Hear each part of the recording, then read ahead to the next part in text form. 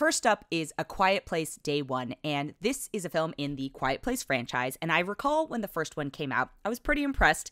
You know, this is not exactly my genre, but it looked so interesting, and I remember, especially the theatrical experience of it, I bought trail mix with my friend before, which is the loudest, crunchiest snack you could buy. We didn't realize that it really was going to be a quiet place.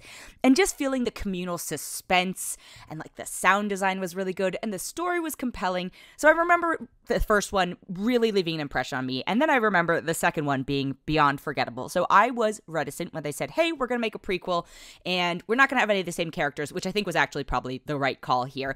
Also, we're swapping out the director, which I think was very much the right call here, just because, after having seen the second one, I'm like, John Krasinski is too close to this. He's directing his family and his characters and all that stuff. So Quiet Place Day One, it's a prequel. It takes place on the first day of an alien invasion, and it follows Lupita Nyong'o and Joseph Quinn as they navigate New York City, which is one of the loudest cities in the world, on this invasion on a day where, these basically aliens are super sensitive and hunt by sound. I hope that's not a huge spoiler because it's in all of the trailers. You don't have to have seen the other two Quiet Place films for this film to make sense, obviously because it is a prequel. However, I will note that it certainly shortcuts and kind of assumes that you've seen the other ones because it just kind of fast tracks a lot of the info about the aliens. And, they seem to know a lot more in this one than they did at the beginning of A Quiet Place, the very first film, even though, this is the very first day of the invasion. So some logic flaws there. There's also some logic questions I have when it comes to the behavior of many of the characters involved, this is a criticism that is applicable to any kind of like horror suspense film where I'm like, you're all acting like dum-dums. I know some of that has to do with the idea of adrenaline and people are under duress and making decisions that they shouldn't, and some of it is just cinematic tropes. But I think the strength of this lies in Lupita Nyong'o and Joseph Quinn's performances. I knew Lupita could do an amazing job in this. I mean, she's such a brilliant actress, and also having seen her in Us, like her ability to pantomime perform is without question. Joseph Quinn from Stranger Things, I thought he was good and fine in Stranger Things. And I'm like, is he really the second lead in a film of this magnitude and size? I think the answer is yeah, he did a pretty good job. There are some moments where I'm like, oh, this, his character is like a lawyer. I'm like, wow, this lawyer has a lot of theatrical skills that like shouldn't necessarily, I don't know. Anyway, I'm getting bogged down in the minutia. While I wasn't struck with the same sense of, oh, this is so novel and new, because obviously I've seen the other two films in the franchise, I did have similar feelings to when I saw the first A Quiet Place film, which I commend this for because it is a hard thing to capture. It's also a very short film. I was not expecting it to be as kind of brief as it was. It's an hour and 40 minutes, if that. I think that actually probably includes some of the credits. I saw it in IMAX and my seat was rumbling the whole time, which, again, this is one of those ones where I'm like, if you want to see it and you want the full effect, yeah, you should probably go to a theater for it. Also, again, I was very pleasantly surprised by the acting. The story is pretty straightforward, which is fine. I think A Quiet Place Part 2 overcomplicated things, and that's where it fell apart. So I am glad to see this return to form. I enjoyed it. If you are not a fan of this type of movie in general, I will say with A Quiet Place, it was one that I'm not a fan of this type of movie, but I found myself really appreciating the film. I think this could be a decent entry point, but I'm not going to push you too hard to be like, yeah, go scare yourself. This is definitely not for little kids who get scared, etc. But I was very pleasantly surprised, especially coming off of A Quiet Place Part 2. I am going to give this a 4 out of 5. The next film I have is called A Family Affair, and it's out on Netflix, and it stars Zac Efron, Nicole Kidman, Joey King, and Kathy Bates. And I would say I don't know what I watched, but I know exactly what I watched here. Zac Efron basically plays a Zac Efron-esque character. He plays a very famous star, and he ends up romantically entangled with the mother of his assistant. His assistant, played by Joey King, who does an okay job in this, but is, the character is very self-centered, and Joey King does a really good job of playing that. Zac Efron's playing basically himself, so he does a fine job. And then Nicole Kidman plays the mother of his assistant, who, again, they have a romantic entanglement.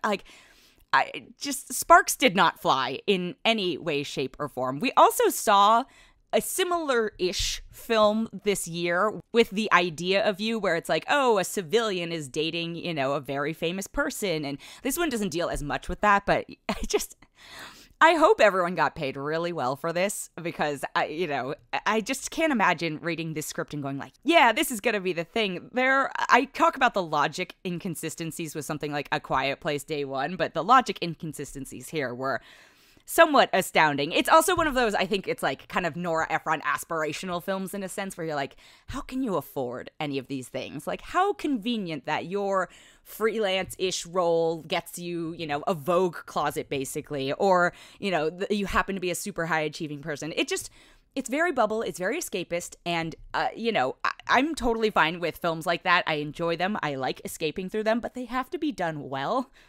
This is paint by numbers, but with some dried up, crusty paint. I'm only going to give it a 2.3 out of 5.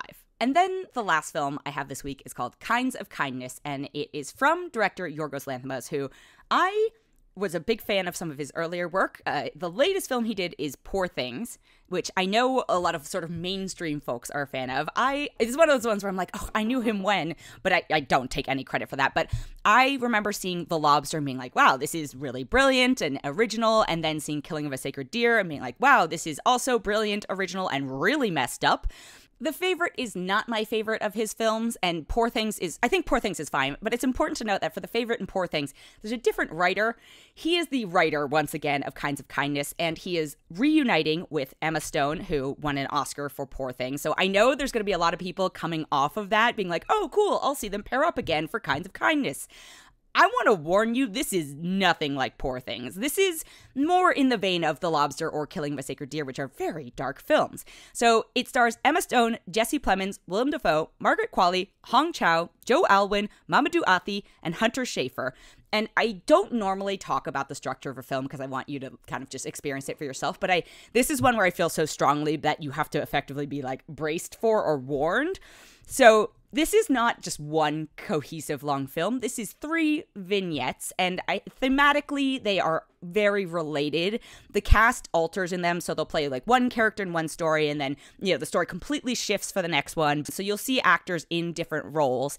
The themes he's exploring in them, again, are very similar. He's also explored these in things like Poor Things, Lobster, Killing of a Sacred Deer. Choice is a huge one. Free will is another one. And I think he takes it to a grotesque place oftentimes, which he definitely does in this, and I'm willing to entertain it to a point, but there is one of the stories that just crossed a line for me in the year 2024, and I did not need it. It was upsetting, but not in a, like, I can accept this as part of the artistic expression.